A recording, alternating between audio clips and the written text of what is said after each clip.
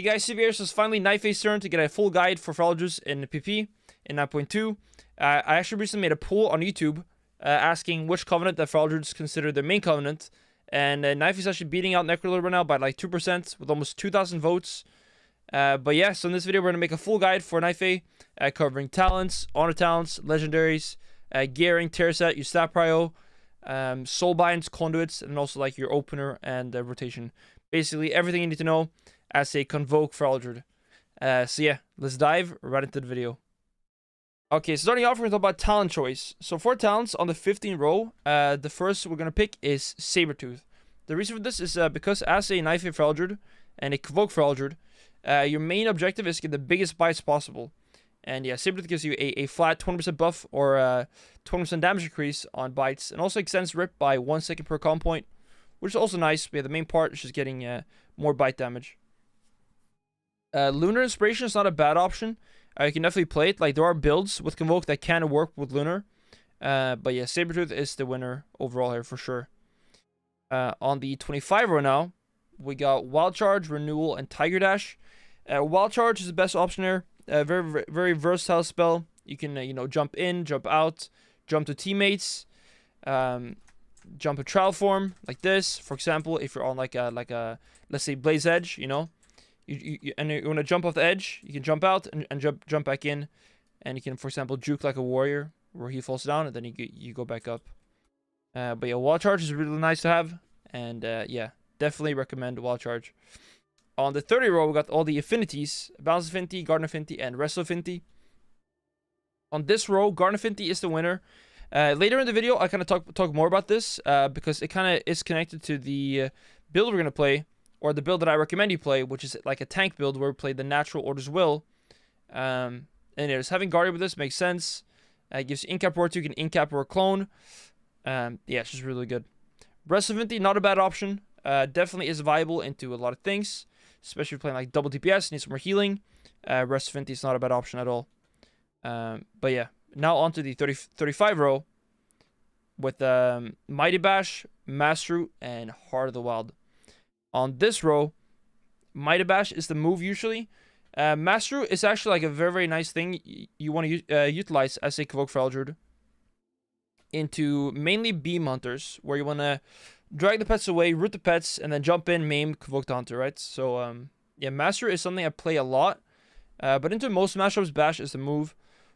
Heart of the Wild, I wouldn't really like recommend it, even though it's not horrible.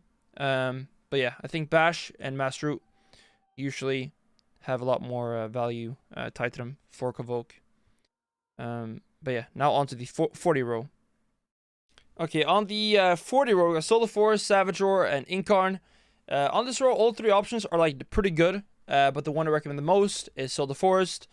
Savage Roar and Incarn are definitely usable though, especially Incarn like short games where the game's going to be over like probably within 2 goes. Having the extra stealth stun or the stealth in general can be very nice, but you can never really go wrong with Soul of the Forest. Always just nice to have more damage, more energy, and yeah, just solid all around option. Savage Roar, if you think like the game's gonna be really long and you feel like you can maintain Savage Roar easily, definitely not a bad option as well, as it gives you 15% more energy regen, and also 15% more damage done and energy regen by 10% as well, which is quite nice. On the 45 row, we got Scent of Blood, Brutal Slash, and Primal Breath. Here, Slash is the best. It's a really nice comp point generator, as it only costs 25 energy compared to, your Shred is 40. And yeah, your Rake is 35. So it's like you pretty much your cheapest generator. And yeah, it's just nice to have. On the 50 row, we got Mono Clarity, Blood Talents, and Feral Frenzy. So there are 2 things there like that are good. It's BT, Blood Talents, and Feral Frenzy. Personally, I pretty much play BT always. I think if played right, it's better than Feral Frenzy. The problem with it is often you're going to have to pull comp points, right? Like, you got to kind of save comp points up so you can actually do the go. When you have Frenzy, you can kind of be a bit more careless with comp points and just build comp points fast before a go, and then Convoke. So Feral Frenzy is definitely not a bad option, especially if you want to have some more damage outside Convokes. But generally speaking, Blood Talents, huge bites in Convoke. BT will usually get procced in the convoke. Showing now. For example, if I rake convoke here, it procs BT. There's like a lot of things here. This is, you know, the tanking and Moonfire and stuff. But yeah, most convokes will proc BT for you. I'll kind of talk about more tips and tricks around this later in the video. But yeah, I recommend Blood Talents the most. But Frenzy is not a bad option as well. But yeah, that's all for the normal talents. Now onto honor talents as convoke, as they will actually change quite a bit depending on the matchup. Alright, so now onto honor talents. So for honor talents, they will change quite a bit depending on the comp you're playing and the comp you're facing, just like the matchup. I'll give you some examples. So for example, you're playing with a hunter or warrior or a class that has a healing reduction, then you don't need or want Wicked Claws, as these effects don't stack. But if you're playing, for example, Mage Feral Druid, or like Warlock Feral Druid, then you kind of want Wicked. So yeah. This one, that just depends on the comp you're playing. But then Thorns is more contingent on what you're facing. So for example now, let's say I'm playing Mage Feral Druid, and I'm facing Warrior Arsham. The choice here can be a bit tricky, but generally speaking, I think it's worth sacrificing Leader for Strength as a double DPS comp, because with the healing, you want Thorns because you're facing a Warrior, and you want Wicked Claws because you're playing with the Mage. This can change. For example, if you feel like you don't need the healing, let's say you're playing with a Holy Priest and you're playing Convoke Feral Druid, then you don't really need Strength, and then you can play Lead of the Pack instead of Strength of the Wild. One more example. For example, here you're playing Survival Hunter Feral Druid and 2s, then you don't need Wicked, as your Hunter has a healing reduction. Then you can play Strength instead of Wicked, and then have Strength, Leader, and Thorns. Hope this makes sense, but yeah, again, it just like depends on what you're facing. It's just like think, do I need Wicked, like because of my team, and is the enemy a melee? Do I need Thorns? If not, no, play Wound, and so on. Some talents like you can see some use with is Savage Momentum into casters can be good, but yeah, Ferocious Wound is very nice to have though. And yeah, that's pretty much it for honor talents. Again, they change a lot, but hopefully that explanation makes sense. And now on to the next part of the guide. Okay, so now we're going to talk about the legendary choice as the Knife of Feral Druid. So here we're going to go for Unity on the waist, same as the Necrolord. Just a nice place to have it. Doesn't really like have any bad interactions with other combos or tier sets. So yeah, on the waist, Unity is always nice to have. You can make it on like the feet or something as well. Doesn't really matter, but yeah, the waist is just a nice go-to. For our second legendary, the one that I recommend the most and like the build that I think is just the best overall, is the Natural Order's Will. So as Convoke Feral Druid, you have a few weaknesses, but one of your biggest weaknesses is that you are really, really squishy. And this one kind of like nullifies that point or that weakness of Convoke Feral Druid. What it does is it gives you Frenzy to regen and Iron Fur when you skin in bear form, and also when skin ends in bear form.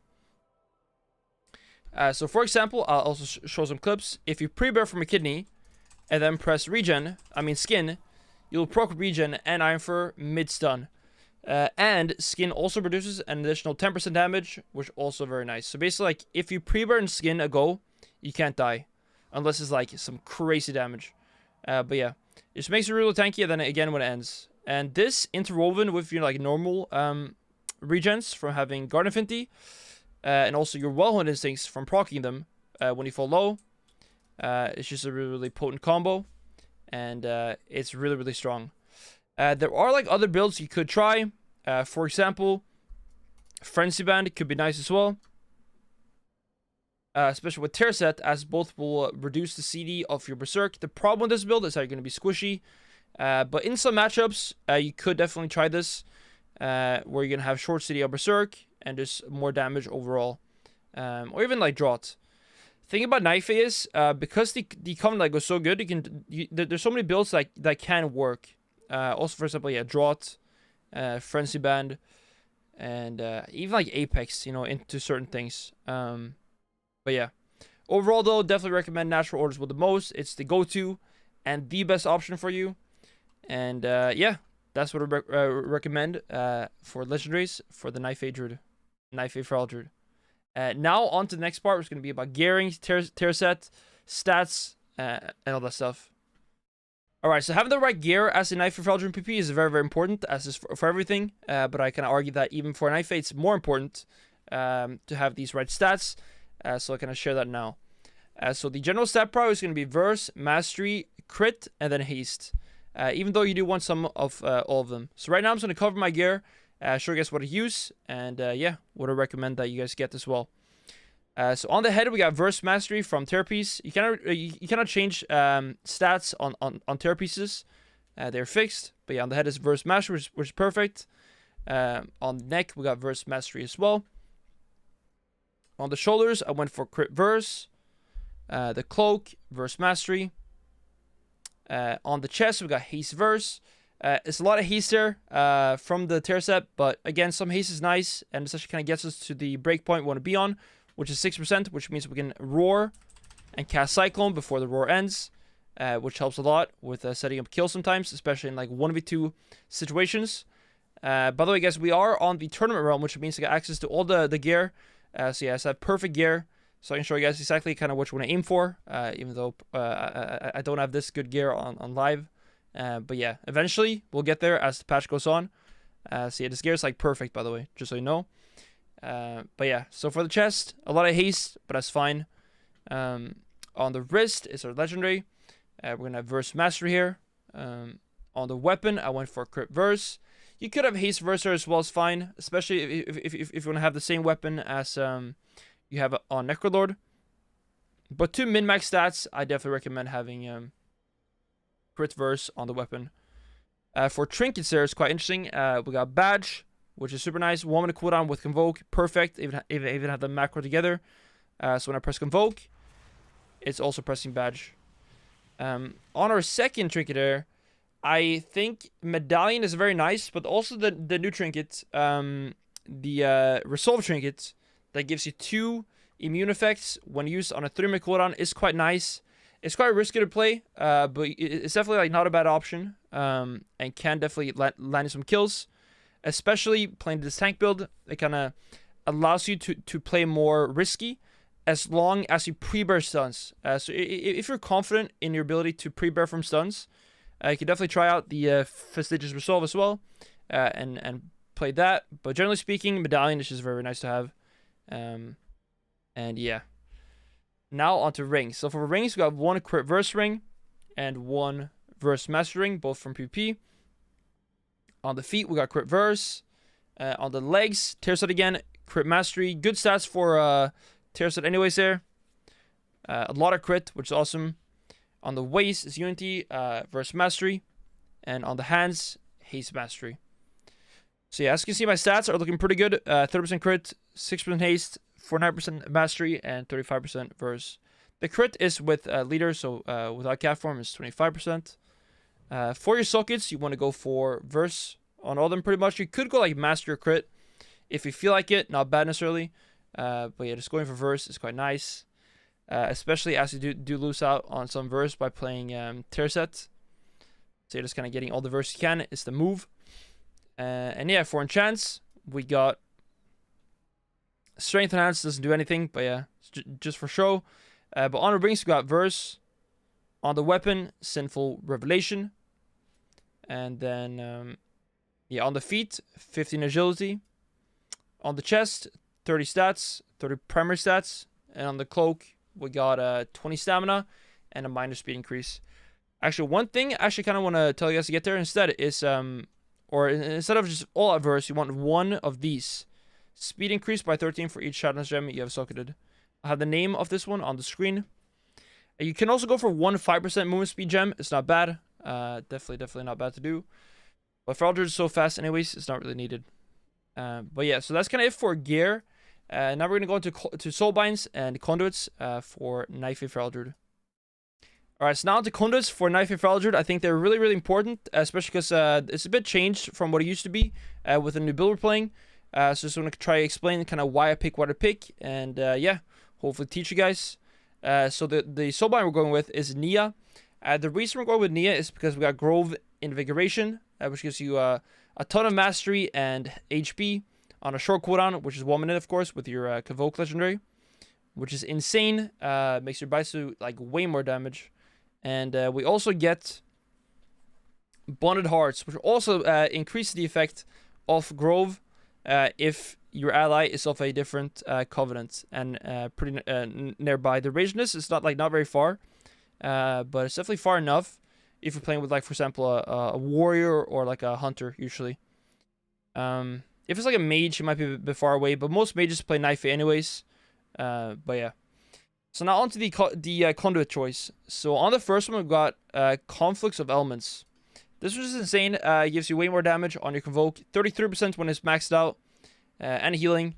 Just really good all around. On our first finesse conduit, or only finesse conduit, we're going to go with Tireless Pursuits. Gives you a lot of speed when you're kiting away or even trying to catch up someone as you're shifting in and out of cat form and travel form. It's just really solid. So for our first endurance, we're going to go with Well-Honed Instincts. So Well-Honed really works into the kind of the build we're playing, as we are playing this tank build where we're kind of all about regens and just sitting bare from a lot. So yeah, having Well-Honed is perfect for this. On a 61-second cooldown, it's really good, basically a minute cooldown. And yeah, it's just really solid. And it works in synergy with a lot of other things. Next up, we got our second endurance, which this kind of changes from what we used to pick. But now we're going to go with Toughest Bark and go down the left side here. Before, we'd go down the middle and pick, either Taste of Blood or Carnivores here. But with this new build, this, tank Lego build, Natural as well, where skin becomes like a huge cooldown, reduces damage taken by 30% and also gives you regen and Iron Fur when it starts in bear form and also when it ends in bear form. So having skin on a lower cooldown is massive and pretty much makes you quite unkillable against most things if you're just pre-bear. And we also dodge having Nia's Poisoner, which is nice because Poison is just a really, really bad soulbind. So it's gonna break CC, break Roars, break Dragon's Breath, for example. And it's quite nice dodging that and just getting Burst. Even though Burst is not great, but it's definitely the less annoying option there. So as we come down, we got one more Potency. So here we are left with two choices. We can go either with Carnivore's Instincts or Taste for Blood. Both are good. I kind of prefer playing Carnivore's Instincts overall just because we get such high uptime with this when you're playing Convoke, as Convoke procs it for you. And it's also on a 30-second cooldown by itself, which just makes the uptime really, really high. And you can like snapshot some bleeds, rip and rake with it, which is quite nice. But Taste for Blood, if you want like just the biggest bias possible, Taste for Blood is the move. And both are just good options. For our last conduit, the last endurance, we're going to go with Innate Resolve. This one's going to increase the healing on a regen, which is insane with the build, where we get all these regens. You pretty much, have like, 4 or 5 regens easily, and just have crazy healing. And having these increased by 26% is massive. And regrowth, but yeah, the main part here is the regen. And yeah, apply conduits. That's pretty much it for conduits for Knife if Eldred. But yeah, now we've covered everything. Talents, Aren't Talents, Legendaries, Gearing, Tier, Stat Prio, Soulbinds, and Conduits. And it's time to go into the opener and rotation part for the Knife of Eldred. So, let's go. Alright, so now onto the rotation and kind of opener part of this guide. So yeah, for Convoke though, or for Knife of Eldred, the main thing is just getting value out of Convoke. By CCing the enemy properly, getting good setup, Chastise Fair on the healer, and then stun Convoke to kill target. Like, this is, generally speaking, kind of like what you want to do. So yeah, like, the rotation isn't really all that. But usually in the opener, again, you want to kind of have C on the second target if possible. And then you can just rake Convoke to kill targets. Keep in mind that the enemy, of course, will try to kill you. This is dummy. And that's kind of where our tank build comes into play, which I'll show some clips of. Where you're going to pre-bear from stuns and skin and just be unkillable between Convokes. As the main thing is just living till the next Convoke. As every Convoke should be forcing something, right? But the thing about this build too, now with Tier set, we can also do a lot of damage outside Convoke. Which can definitely catch people off guard. Also by proccing BT. But yeah, let's get to the opener here. So yeah, just going to open up optimally. You just rake Convoke. This is probably going to force, a trinket or just kill them. Let's say we got more pressure now. We're going to pop our Berserk, which is going to sickle bleed. And this with Grove is going to be a huge bleed. because of the mastery increase. I just want to keep bleeds up, keep pumping damage. So the thing about like convoke between goes, as long as you proc BT, your bites will do a lot of damage. 40k. It's a dummy, but yeah. So your bites between does a ton of damage. So try proc BT as much as possible for your rips and bites between convokes as well. But of course, in an actual arena, the enemy is going to try to kill you as well.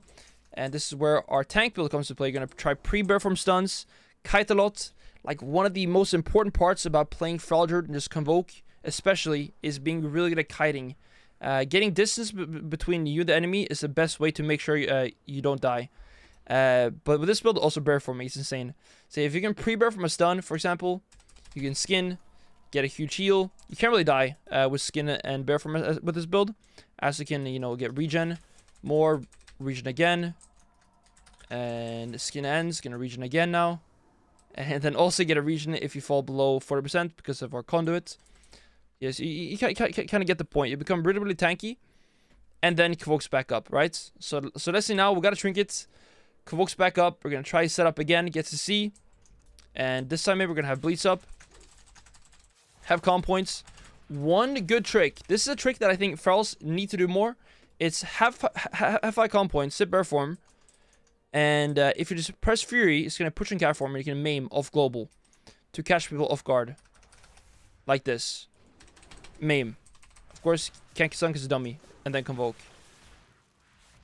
But yeah. By the way, you can see my rotation down here if you want to go back and kind of like look at what's going on in slow-mo or at your own pace. But yes, like kind of, you know, for Necrolord, it's more about having perfect bleed up time and kind of like min-max the damage. Before Convoke, it's a bit more just about like being good at kiting.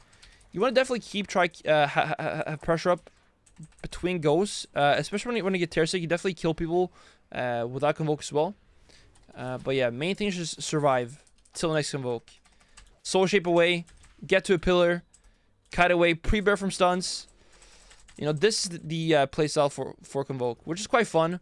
Some people don't like it. I personally love it. I love both the Necrolord and Convoke. But yeah, just try to have this mindset. Convoke and live.